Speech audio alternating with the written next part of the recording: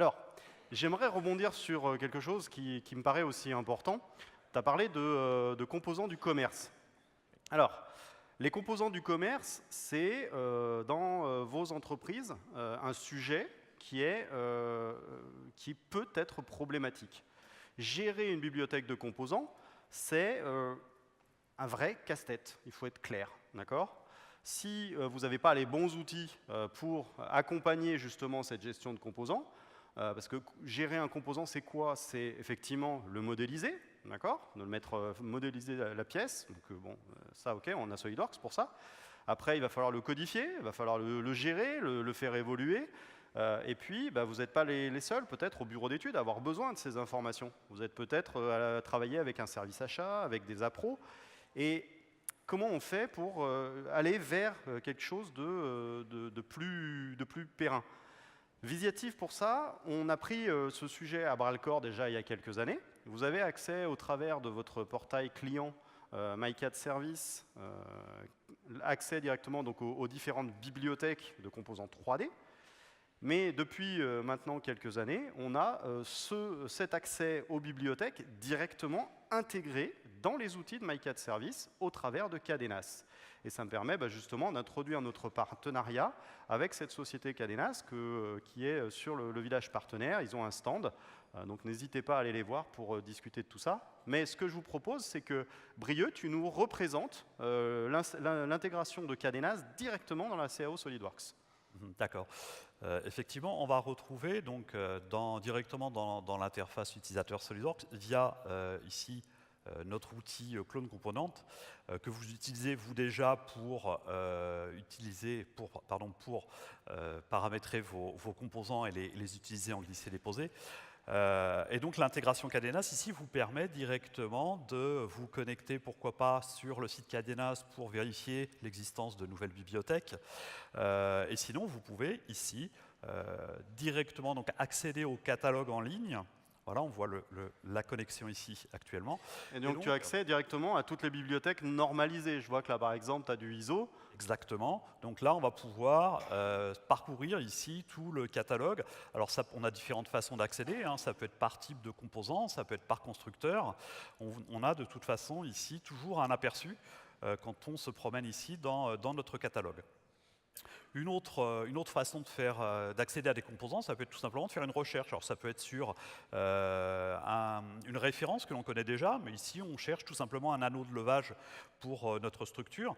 Et tout de suite on va me proposer, vous voyez que le résultat il est quasi immédiat, on va me proposer les anneaux disponibles en bibliothèque. Et on retrouve toutes les informations liées à ce composant-là. Voilà, toutes les informations que je vais pouvoir utiliser directement, on saura les enrichir après.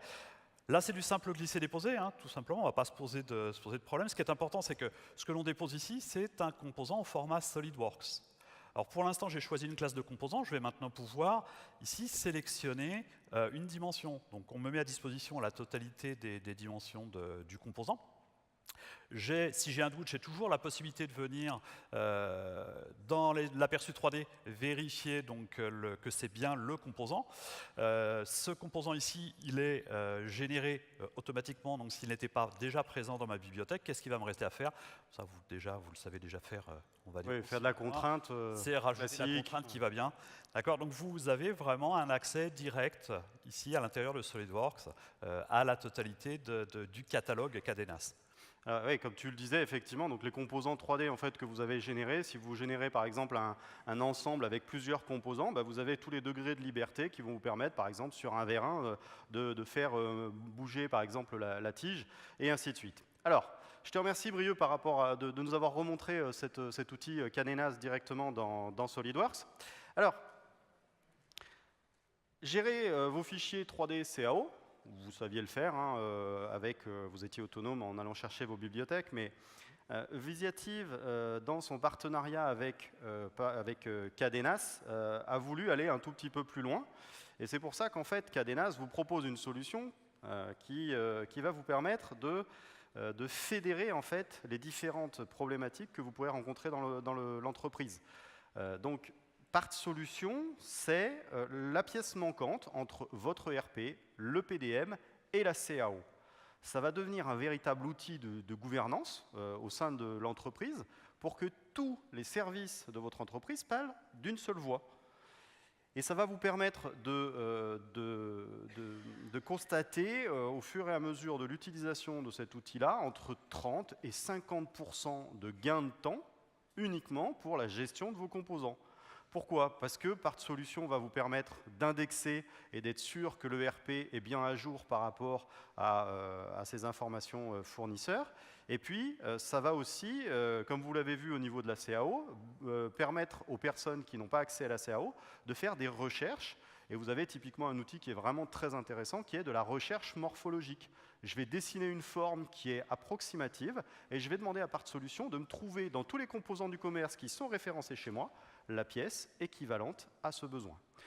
Donc, ce que je vous propose, si vraiment cette solution-là vous intéresse, retournez donc au village partenaire après cette présentation pour discuter avec eux. Ils seront ravis de vous parler de leurs produits. Alors, quand on parle de bibliothèque, de composants, et qu'on fait le parallèle avec la méthodologie, c'est pareil. Il y en a, je reconnais des têtes dans la salle avec qui on en a déjà discuté, mais faites attention au niveau de détail. Si vous prenez un moteur, c'est presque trop détaillé pour un plan d'ensemble. Et là, on vous dit simplifier. Mais qu'est-ce que vous avez comme outil pour simplifier vos géométries? Voilà, vous avez vu apparaître il y a maintenant quelques années la fonction dFeature dans SolidWorks. Ce que je vous propose, c'est que Brieux, tu nous montres maintenant ce que propose SolidWorks 2019 avec la fonction dFeature pour appliquer cette problématique de méthodologie.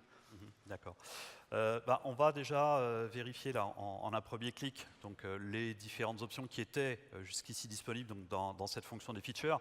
C'était essentiellement de la simplification par pourcentage de composants, des choses comme ça. Ici, on va vraiment pouvoir, tu vas pouvoir en fait sélectionner différentes méthodes de simplification. Ça peut être déjà pas de simplification du tout. Hein. On va garder ici un certain nombre de composants. Ils sont suffisamment simples pour être conservés en l'état. Donc on va les sélectionner, tout simplement, et les ajouter ici à un groupe de sélection. L'idée, c'est d'avoir toujours l'aperçu. On a la fenêtre d'aperçu du résultat de notre simplification. Donc ça nous permet de travailler vraiment en mode pas à pas, de façon très très confortable. On a ensuite d'autres modes de simplification. Hein. On va réduire ici un certain nombre de composants, tout simplement à un cylindre. Donc à nouveau, simple sélection, le tambour d'enroulement. On va sélectionner ici les goujons. Et puis, on a souvent besoin aussi de descendre un petit peu plus précisément dans nos sélections. Auquel cas, ici, je sais sélectionner directement un corps d'une pièce, donc un corps volumique. Donc à nouveau, on ajoute au groupe.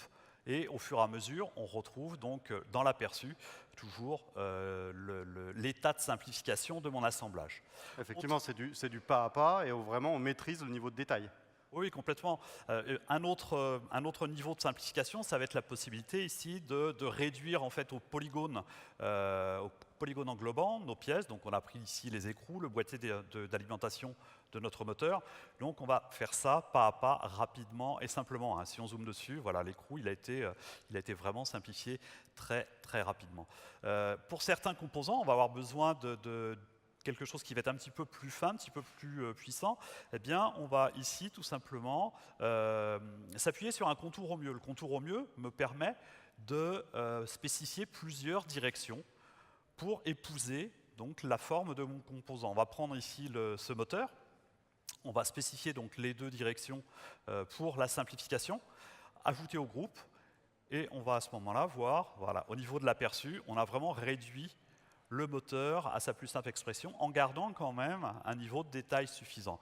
Il va maintenant me rester à enregistrer mon composant. Donc l'idée, c'est de garder toujours l'associativité, hein, de garder le maximum de bénéfices. Donc on va lier à l'original. On va toujours garder l'associativité avec l'assemblage d'origine. Donc si on souhaite faire des modifications sur l'assemblage d'origine, eh bien, on saura les répercuter au document, à la pièce ici qu'on va avoir simplifiée. Et derrière, donc, il ne te reste plus qu'à prendre ce composant et à venir le remplacer en lieu et place de l'assemblage original, tout en bénéficiant justement de cette simplification. Exactement. Donc on retrouve ici nos groupes de simplification. Ça va nous permettre éventuellement de faire la mise à jour très très simplement.